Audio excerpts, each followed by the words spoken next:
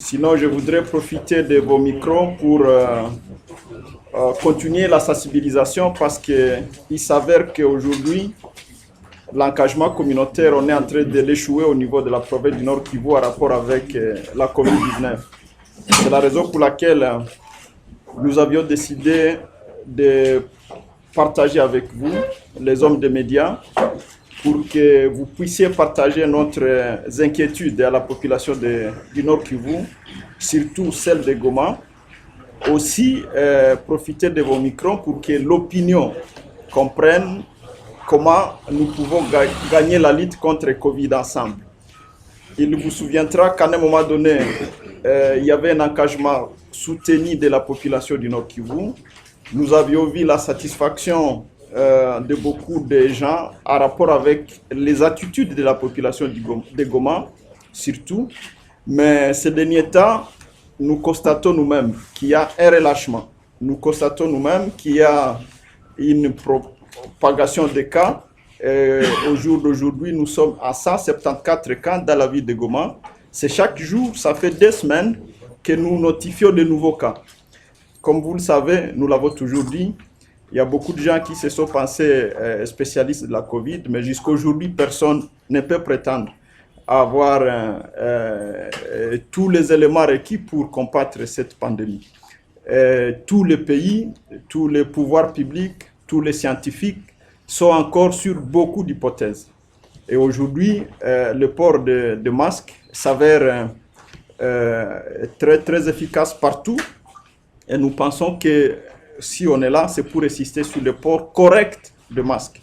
Et nous pensons aussi que les mesures édictées par rapport à la distanciation dans le BIS, dans l'organisation des deuils, surtout à Goma, c'est devenu aussi un autre cas où la pandémie est en train de se propager. Comme vous le savez, nous avons jusque-là 21 décès. Mais parmi ces 21 décès Covid, il y a 19 décès communautaires. Ça veut dire qu'au niveau des alertes, il y a quelques problèmes au niveau des structures de santé. Et c'est là où on est en train de renforcer la communication, la formation. Parce que normalement, si tout le monde avait le souci d'être trop regardant, on pourrait relever ces niveaux d'alerte au niveau de l'équipe de la riposte. Mais moi, je pense qu'à ce niveau-là, nous souhaiterions bénéficier de votre accompagnement pour que ces messages soient à la disposition de tout le monde et permettre que, évidemment, quand on a des situations comme l'organisation des deuils, que les gens puissent respecter les nombres requis d'abord, mais aussi les mesures de distanciation et la protection. Je voudrais attirer l'attention de la population de Goma. Certes, au début, les gens avaient paniqué, avaient eu peur, mais j'ai l'impression que les gens comprennent comme si la maladie n'existait pas. Et tous les scientifiques confirment que la maladie n'a pas encore rentré son pic. Il y a des pays qui ont négligé, ou peut-être où la communication était ambiguë, comme je suis en train de suivre ça. Il y a certains compatriotes congolais qui pensent que la maladie n'existe pas. La maladie existe bel et bien. Nous pensons que les efforts conjugués de la population du Nord Kivu peuvent nous sécuriser mutuellement.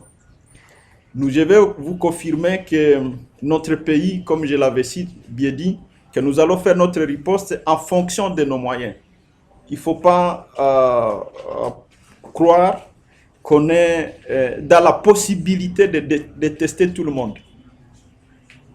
Au Nord Kivu, à la République démocratique du Congo, au stade actuel, nous ne pouvons pas prétendre avoir la possibilité de faire des tests pour tout le monde. Parce que dans les observations, les gens nous disent, mais pourquoi vous ne voulez pas organiser des tests massifs? Nous n'avons pas ces moyens-là. Et donc, nous pensons que ça ne nous demanderait pas beaucoup de moyens pour nous-mêmes si nous puissions respecter les mesures barrières. Et ça sera la meilleure contribution que chacun d'entre nous, que chaque compatriote pourrait apporter à la République démocratique du Congo. J'ai l'impression que la population du Nord Kivu en perd seulement de la coercition. Les jours où on avait pris des mesures de police, la population du Nord Kivu a presque suivi à 80%. Mais comme vous le savez, les mesures de police sont des mesures temporaires. On ne peut pas continuer à gérer la pandémie par les mesures de police. Nous voudrions avoir la participation de la population. Nous voudrions avoir l'engagement de la population. Et pour nous éviter, évidemment, aussi des effets collatéraux de l'application des mesures de police. Je ne souhaite pas revenir sur ça, mais nous pensons que c'est essentiel pour la sécurité collective. Et quand nous avions pris des mesures de police, c'était encore plus. Et nous voudrions que la population puisse comprendre qu'on ne peut pas être derrière chacun de nous. On ne saura pas mettre un policier derrière chaque citoyen. Et je crois que nous avons, nous tous, intérêt d'amplifier cette sensibilisation. Nous avons cette responsabilité sociétale de porter à haute voix cette voix auprès de notre population. On peut bien vouloir se faire élire en 2023, mais si on tombe malade et on meurt de Covid, on ne sera pas candidat. On peut bien vouloir construire sa maison dans 2, 3, 4 ans, mais si on tombe malade, on ne finira pas cette maison-là. La priorité pour nous tous, c'est la santé de nous tous, c'est la santé pour le peuple congolais, pour nous-mêmes.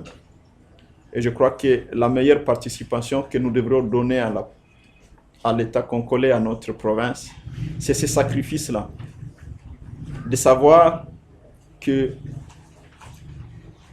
le port de masque, le respect des mesures barrières, se laver les mains régulièrement, ce sont là les signes qui vont nous protéger.